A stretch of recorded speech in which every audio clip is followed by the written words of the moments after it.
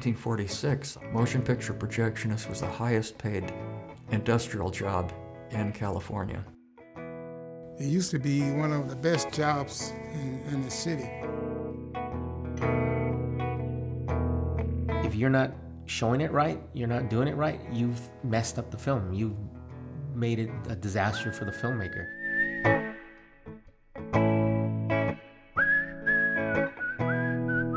In the World War II and the 40s, you had everybody in America going to the movies every week. Total number of admissions in 1946 was 140 million people per week, which is approximately the number of people who lived in the United States then. Really, what we're here to see is not the stuff running through the machine. We're here to see Fred Astaire dancing. We're here to listen to the music and to see the performance.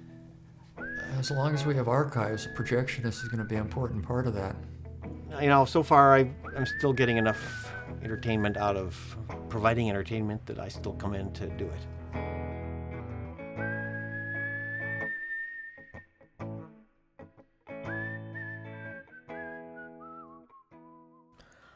Name's Steve Abbott.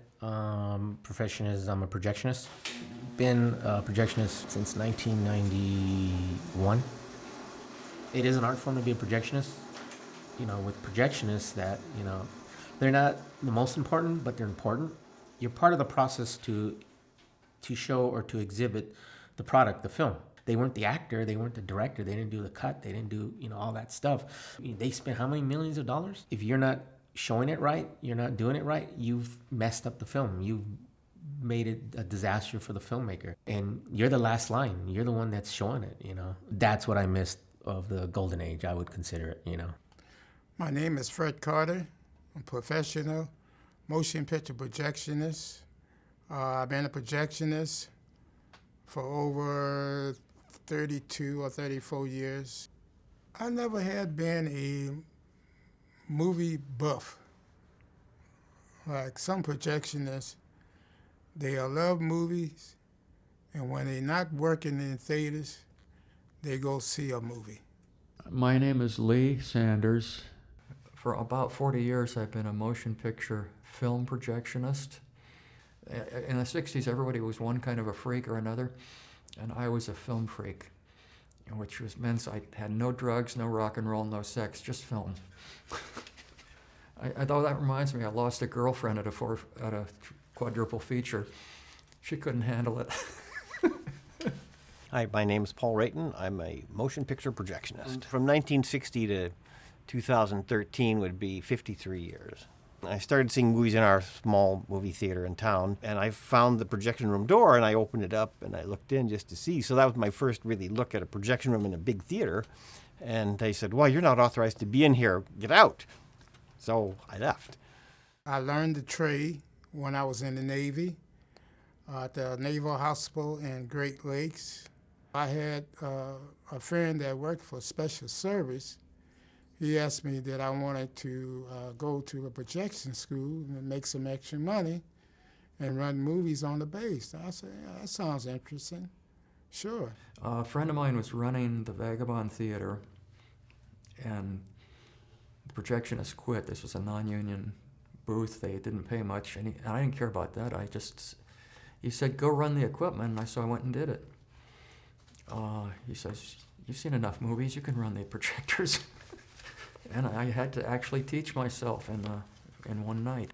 I became a projectionist starting in high school. I signed up to the Audiovisual Aids Club, which was the kids that would help tote the projectors down the hall and set up a glass beaded screen to run, how to bake an egg or something, the educational movies from the era. I remember the first night I didn't know how to frame the film. So I had to be careful to get the film in frame when I was threading it up. And then the next day I actually learned where the frame knob was.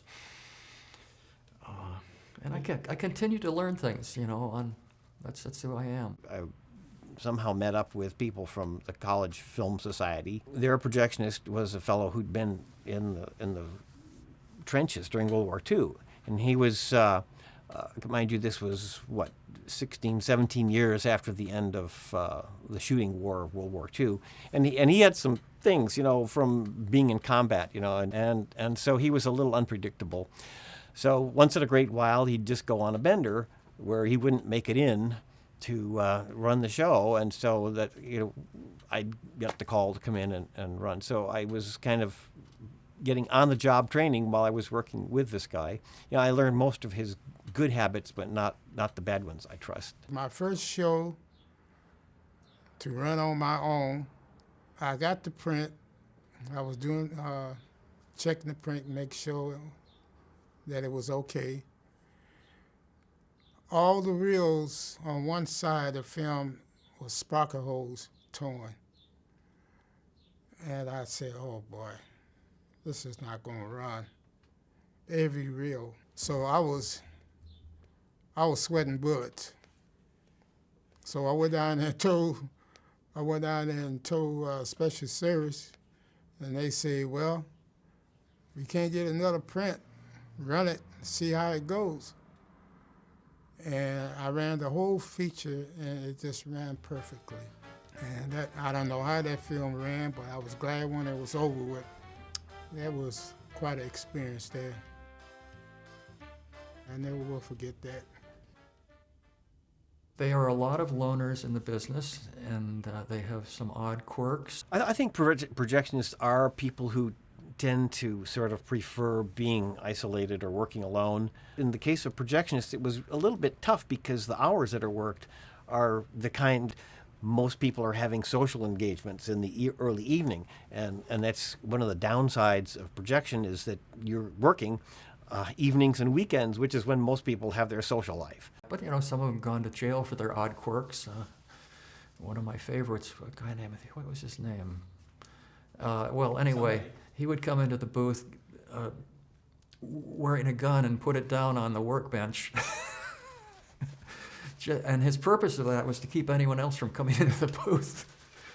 I think the isolation of projection sometimes works against people, and if they don't have some degree of self-control, they can get into trouble. Another time, I went into someone's booth during a festival because the film was bouncing up and down, had lost its loop. It was a disaster. And I ran up, I snuck up to the booth and went in there looking at a projector I'd never seen before and trying to figure out what to do.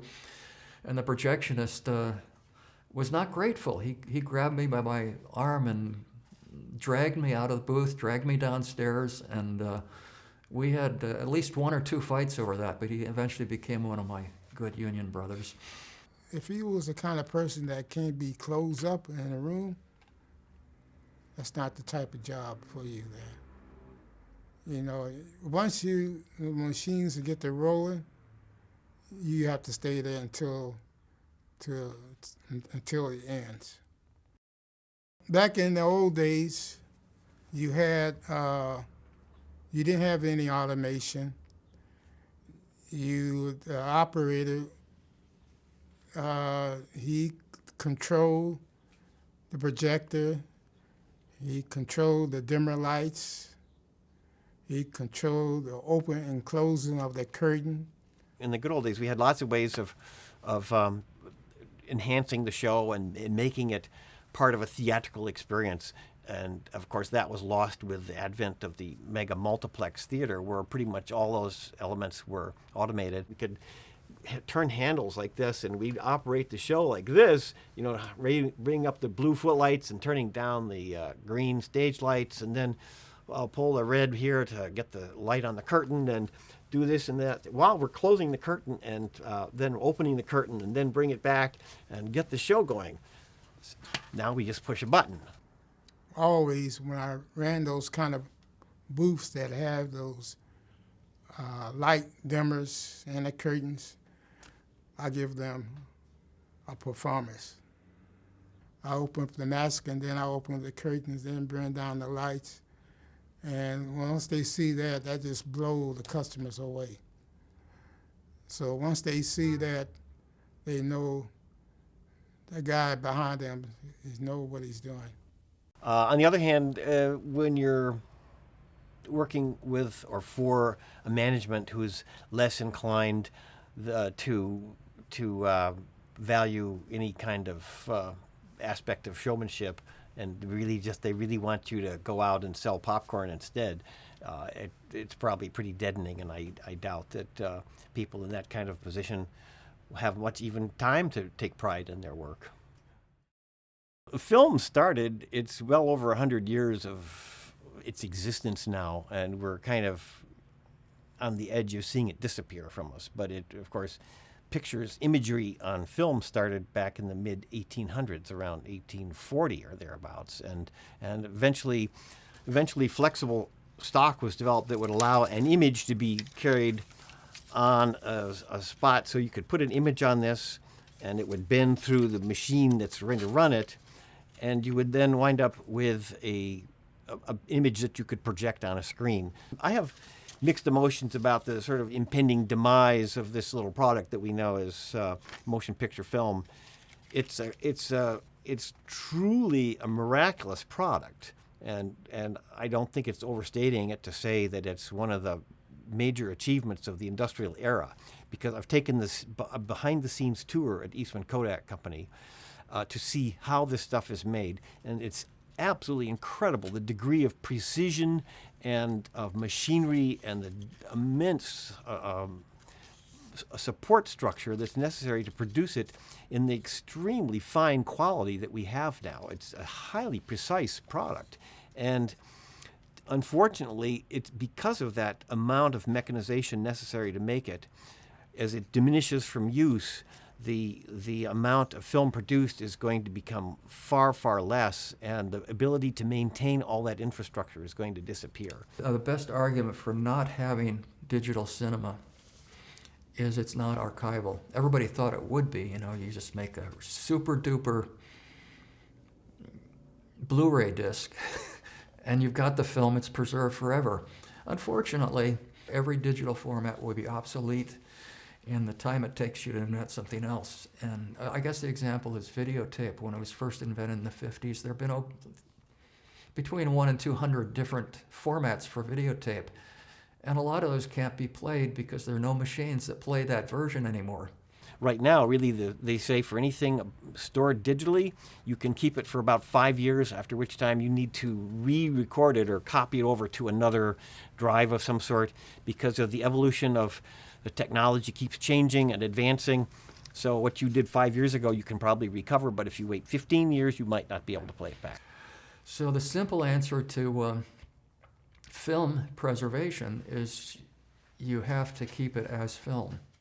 The thing about storing your images as a piece of film as opposed to on a hard drive is that this is an image here, and you can see it. This is just a piece of leader, but you can see letters and numbers, and you can see images on it. And if anything happens to this, you can still take all these wonderful digital tools that we have and reconstruct it somehow. Whereas if it's a hard drive and something's gone, it's toast. You have no idea what's on it, and you're virtually impossible to recover it.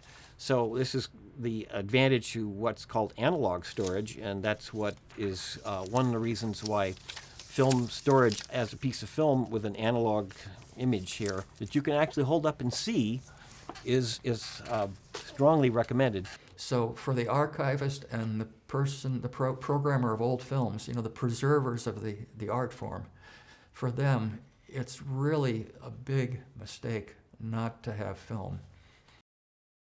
There's always an excitement whether you start a show, whether it's film or DVD. Because once you go on screen, that's it. There's no going back. So you're live. What happens? You got a sold out audience, and you did something you weren't supposed to, and now you got to stop it. Now all that audience who was expecting the movie and a good presentation now sees your flub or and it doesn't make you look good.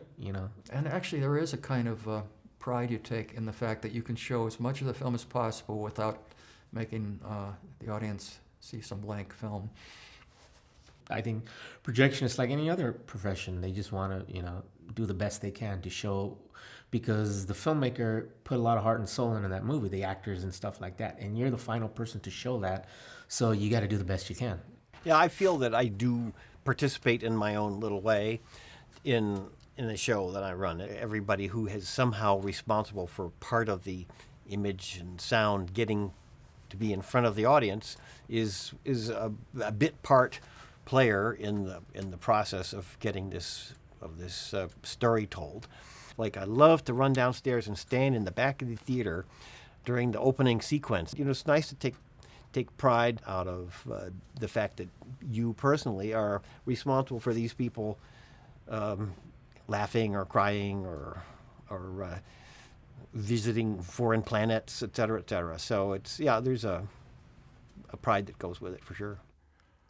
We ran films that it was nominated for different categories, the shorts, and we run the shorts. Some of the directors of those films, they would actually come in the booth before the film was screened, and they had a bag with them, a little brown bag, and they set the bag on the table.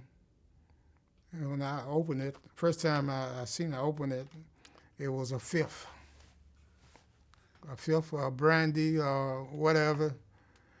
And then some of them were real money. They go in their pocket there and they said, "Oh, that film looks real nice." They slip some money on the table. Then I look at these crisp bills, 2, 3 $20 bills, and they just said, "Run a good show," and just quietly leave the booth.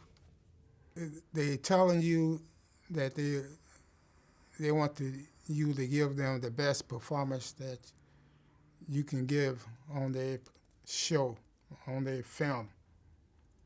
Which, you know, me personally, I do it no matter what film it is. I remember the older projectionist told me I'd never have to retire from this. I would always be able to do projection because it didn't involve physical labor, just knowing the equipment. So I just thought, that's great, I don't have to retire. I have no plans for the future, I'll always do this. Turns out management had different plans. As the years went by, our union, the membership went down. People was losing their jobs. It was kind of sad when places I worked at converted. I could see they were going to convert to get a digital projector, although sometimes they wouldn't even tell me. And it would just happen without telling me, and then the way I found out was they didn't call me. It's total disregard for my many years of loyal service. I guess they were just assuming that it would be too painful to actually talk to me about it. And now, supposedly, I'm not needed to run digital cinema because they can find anyone who can operate a computer, a laptop, and knows how to move a mouse, he can do it. But, you know, they call themselves projectionists. They're not projectionists. They just a button pusher. But if something happens, they panic. They want somebody, they call on you. I miss all my friends in the union and those who've died. And although we are loners, you know, we've gone to a lot of meetings over the years.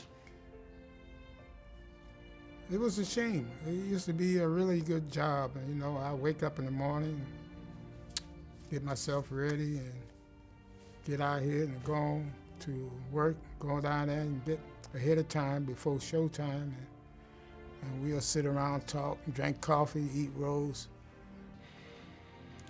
But the fate of the projectionist has really been a problem for me and every other person. I always felt I was more lucky than most because I got the jobs. Even whether people thought I was good or not, I don't know, but I got jobs. It was neat to be part of this era because you saw something before digital took over. The whole idea of doing this at the beginning was, first of all, seeing movies. In addition to just seeing the film, I realized as I inspected and repaired this film, if I did this right, this film could be run forever and never be damaged. It just had to be run by someone like me who wouldn't make any dumb mistakes. And that was kind of exciting. It made me sense that a projectionist had some real value beyond just showing the movie. We've enjoyed running movies over the years, and my nostalgia for it is, of course, we remember the grand events that we've done that were film only and will always be film only. I love the job. I love the work. I could have worked a little longer, but I hung in there the best I could, until it was over with. We don't even know really whether people continue even going to movies. We think they will, because they need that communal experience of going out to where there's an audience and the experience of getting together and laughing together. But the world's evolving before our eyes. We watch teenagers now, young teenagers, they're communing with their friends, even though they're not even together. They're using their phones and doing things by tweets and things, and they feel they're together even though they're not. So will they continue to want to go out to a social experience, or will they migrate to other kinds of entertainment experiences? It's an interesting sociological question, what will happen to the desirability of going out to see an image projected as a collective experience. All of filmmaking over the last 20 years became fully digital. And I thought the last thing would be projecting a film, because the cinematographer, the director want to see their movie on film. They'll make at least one print to show to their friends in Bel Air, and then I'd be the projectionist. This is my theory. I'd be the last projectionist, because somewhere somebody would be making a film on film and they'd want me to show it. Anyway, if I'm going to be the last projectionist now, it's going to be have to do it with the computer.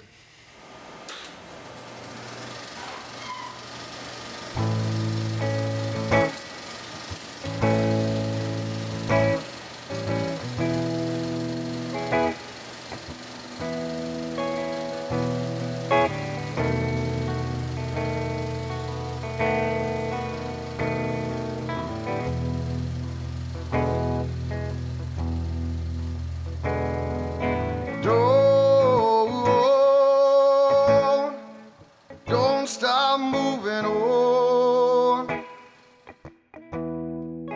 Oh, 'cause time ain't no good at waiting around. And oh,